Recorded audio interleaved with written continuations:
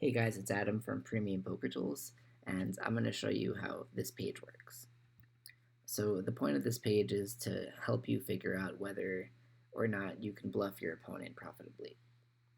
And to see what I mean by that, let's go over an example hand. So let's say that we have five of hearts, four of hearts, and the hijack. We open to three big blinds. Our opponent calls in the big blinds. We go heads up to the flop. And the flop comes Jack of Hearts, 10 of Hearts, 6 of Diamonds, and our opponent checks to us. So we have to decide here whether we can bluff our opponent profitably. So let's see how we can use the tool to answer that question. So step 1 asks us which street are we considering bluffing. We're considering bluffing the flop. How many opponents are we facing on that street? We're heads up, so we're facing one opponent. Our whole cards are 5 of hearts, 4 of hearts. Step 4 is what do we think our opponent's range is after the pre-flop action is finished, e.g. heading into the flop. So pre-flop, we open from the hijack and we get called from the big blind. So this is really asking us, what do we think that they're calling us with from the big blind? So I'm going to kind of set a range here. I'm going to start off by sliding the slider to like 35% of hands. I'm going to add in some suited connected hands, pocket twos. I'm going to remove some of the hands that I think that they would 3-bet with. So let's say they're a little passive and they're 3-betting queens plus and ace king, kind of typical of like a small stakes game. So yeah, let's say that this is the range that they have entering the flop. Step 5 is to enter the flop cards. So it was Jack of Hearts, 10 of Hearts, 6 of Diamonds. Step 6 is asking us what bluff size do we want to explore. So let's see a 2/3 pot bluff. Let's see how that works. So I'm going to skip this section right here because it's going to make more sense when I come back to it later. Let's move on to step 7. So this is kind of the most important step of this tool. It's asking us what do we think that they would continue with versus our 2/3 pot bluff. So the way that I like to go about this is to let's just clear the checkboxes and let's ask ourselves, like, what hands are they going to continue with? So obviously they're continuing with 3 of a kinds, with 2 pair, with any top pair, probably any flush draw, probably any open-ended straight draw. And now we get to the point where it's a little bit more ambiguous. So we're not quite sure if they're continuing with middle pair. We're not quite sure if they're continuing with weak pairs, with gut shots, with 2 overcard hands, you know. So here is the point where your judgment as a poker player comes into play. So for this example, I'm going to assume that we're against kind of a loose opponent and they're continuing with all of their middle and weak pairs, all their gut shots, and all their 2 overcard hands. So I'm going to assume that when we bet 2/3 pot into this, you know, on this flop, that they're continuing with all of this. Okay, so now we move on and we kind of start to get some answers. So this is telling us that our 2/3 pot bluff will not be immediately profitable. So what does this mean, immediately profitable? I'll show you kind of how I like to think about it. So when we bluff on this board, plan A is to get an immediate fold. But if we get called, you know, we kind of have some backup plans. So like plan B is to hit one of our outs. So like we have a flush draw here, and let's say that we get called by like queen jack or something, and let's say the turn comes a heart, And so on the flop, we were behind. So they had top pair, we had nothing. On the turn, now we have a flush. So that's kind of like a backup plan if our plan A doesn't work. And like we can say that plan C is to have like future fold equity. So like if the turn comes like an ace of clubs, um, they might fold like their 10-9. So even if our flop bluff doesn't work, we might be able to barrel again and get a fold. So these are kind of our backup plans. So now to return to immediately profitable, this term, immediately profitable, it assumes that we don't have any backup plans. It assumes that if we get called, we lose. So once we factor in these things, we don't need it to work the full 40% of the time. And that's where we kind of get into this section right here. So here it's telling us that like we don't have enough fold equity to like auto profit. But if we scroll, like we need 28%, sorry, we need 40%, but we only have 28%. But if we scroll down, it's going to start to tell us, that like we might want to like bump this number down a little bit because we have like backup plans. We have some outs, we have some future fold equity, so we don't need it to work the full 40% of the time. So it kind of links you to this tool that I built. You can kind of use this tool to figure out what the true break-even percentage is. You can click the help section to see how this works. But if you don't want to take the time to do that, you can kind of use your judgment and bump it down by like 5 to 15%, depending on the like how good the factors are for you. So here I'm gonna decide to bump it down by like 10%. So we're gonna take 40 and bump it down to like 30. So now we kind of get another conclusion. It's telling us that even when we bump the 40% number down, we still don't have enough fold equity for our bluff to be profitable, because we are only getting fold 28% of the time, but we need 30%, so we don't quite have enough. So that's been kind of a walkthrough. Oh, well, let me just address this. This little section just says that we might want to consider like longer run game dynamic kind of things, like to bluff to gain information about our opponent, to establish a certain table image. Yeah.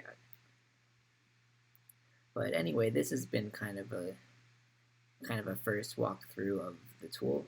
So we went through the steps, we entered ranges for our opponent, we said what we think that they're going to do, and we got kind of our outputs. So the conclusion we could kind of draw from this is that on a board like this, where it's kind of easy to hit, it's kind of jacks and tens are in their pre-flop range. There's a lot of flush draws and straight draws that are possible. And when our opponent is kind of on the loose side, we can bluff them profitably. That's kind of what this is saying and this is saying. But those are dependent on the assumptions we made. So we're assuming that they're continuing with all of their gut shots. So now, after we did our first kind of analysis, we can kind of tweak the assumptions and see how that changes things. So let's see what happens if we say that they're not continuing with all of their gut shots. So like Queen 8, like they're not continuing with. 8-7 suited, they're not continuing with. Well, if they're not continuing with all of their gut shots, now our fold equity went from 28% to about 35%. And we can see that this bump isn't quite enough for our bluff to be auto profitable, or for us to auto profit, we would need it to work 40%, but it's only working 35%. But if we scroll down, now we have enough for it to be like normal profitable, because we said it needs to work 30% of the time for it to be profitable, but now it's working 35% of the time. So we can see that when we tweak these assumptions about what our opponent is continuing with, we get different results. And you can sit around and play and say, like, what if they're not continuing with their weak pairs, like pocket twos and ace six? Well, now we scroll down and we see we have like 50% fold equity. So now we have enough fold equity to insta-profit. Like, even if we never hit one of our outs, we would just automatically profit because they're folding so often. So, you know, you can spend a lot of time playing around with these assumptions and see how different continuing ranges, you know, influence like how profitable your bluff is. But I built this section right here to kind of let you do that more easily. So what we're doing here is we're saying we need our bluff to work 30% of the time to profit, and it's telling us that the flipping point kind of occurs with a gut shot. So like what this is saying is if they're continuing with middle pair and better, we have 55% fold equity, and we only need 30. So we have 25% more than what we need. So this is shaded like a dark shaded green to show that this, if they're continuing with this range, our bluff would be very profitable. But like if they're continuing with any two overcards and better, now it's only working 35% like we saw, and the 35% is only a little bit more than the 30%. So we can see this is 5%, and it's like a lighter shade of green to show that it's still profitable, but it's not quite as profitable as this. And then we can see that once they start to call with their gut shots, now we only have 28%. So now we have less fold equity than we need. We have 28%, but we need 30%. So now it's showing that we have 1.82 less than we need. So this is shaded like a light shade of red to show that our bluff is like a little bit unprofitable. And if we expand this, we can see how we do versus a lot more ranges. Like, it's kind of silly, but if they were only continuing with bottom set and better, they'd be folding 97.5% of the time, and, you know, our bluff would be extremely profitable. And in this situation, it's kind of, we're not interested in all of this, so we would probably collapse it. But in other situations, we might be interested in more ranges. So that's kind of the idea behind this section. It lets you zoom out and see how you do against various ranges. So yeah, that's kind of been an overview of this Should You Bluff tool. I want to emphasize that I think it's important to play around and like tweak your assumptions, so you can go back up and say, like, what if they're calling pre-flop with like all their offsuit aces and like some more offsuit kings, some more suited connected stuff. You can play around with your assumptions and see how that changes things. So I don't know if you noticed, but like, you know, these numbers all changed once we changed their pre-flop range. So this tool is very dynamic. It lets you tweak all of these assumptions and see how they influence things. So I'd really encourage you to go through each step and like play around with different assumptions. You can even change the flop cards. You can say, what if it was a 3 of diamonds instead of a 6 of diamonds? Yeah, so I think it's important to tweak all of your assumptions to get a really kind of comprehensive idea of how you perform in different situations. Um, and the last thing I want to say is that I think it's important to study with other people. So I built this shareable URL tool. So if you click this, it's going to give you a link, and if you like copy and like if you send this link to a friend or post it in a poker forum, once your friend clicks it, let me do this actually. So once they click it, they're going to see the exact same page as you.